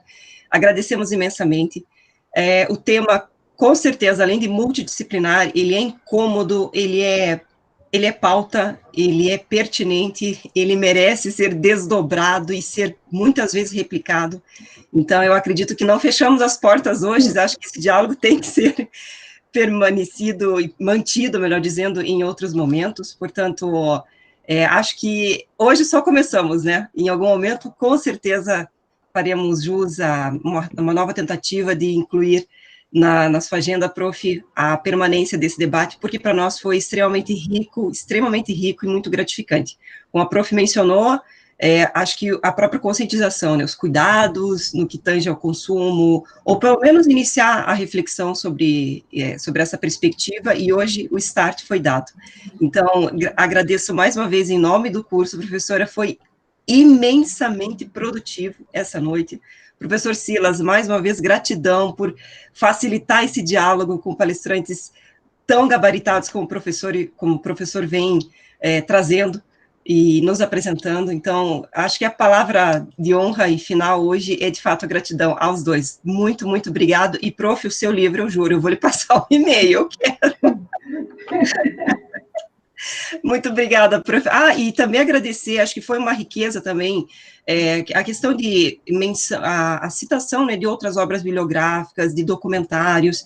Então, palestras como essa que conseguem interagir com questões práticas e também outras fontes, eu sempre as destaco como uma das melhores. E hoje a professora nos brindou com inúmeros exemplos e, portanto, mais uma vez, agradecida, prof. Obrigada, gente. Muito obrigada, Paulo. Muito obrigada, professora Daniele. Prazer te conhecer. Pode me mandar e-mail, manda o endereço logo, né?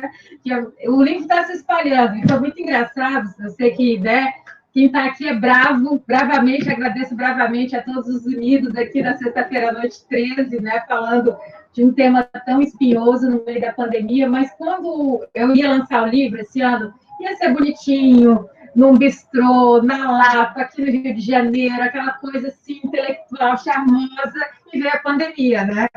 E eu depois chegou uma hora que eu tive que ir na editora pegar as caixas de livro, trouxe para casa, olhei, o que vou fazer, né?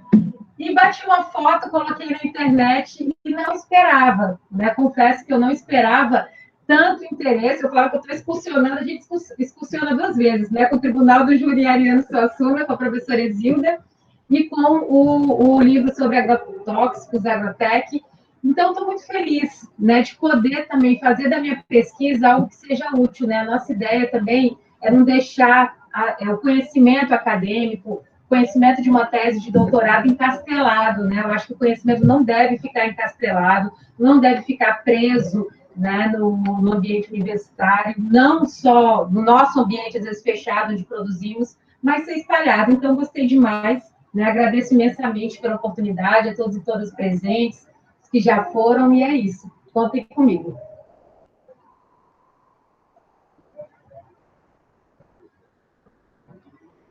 Acho que o Paulo caiu, mas acho que a gente já pode Sim, estar não, cai congelado. não. Não, Eu tava cenando um tchauzinho. estava congelado. Você estava a carinha de Jesus, assim? Cenando, dando a bênção, então, né? Para fechar. Estava dando a bênção. Dando a bênção. Tchau, pessoal. Boa noite. Tchau, tchau. Boa Bom noite. descanso. Bom final de semana. Show, valeu. Boa noite, Ellen. Obrigado, né, pela manifestação. Gustavo, Patrick, Ellen, Maria Eduarda, Karen, Jefferson. Tamo junto.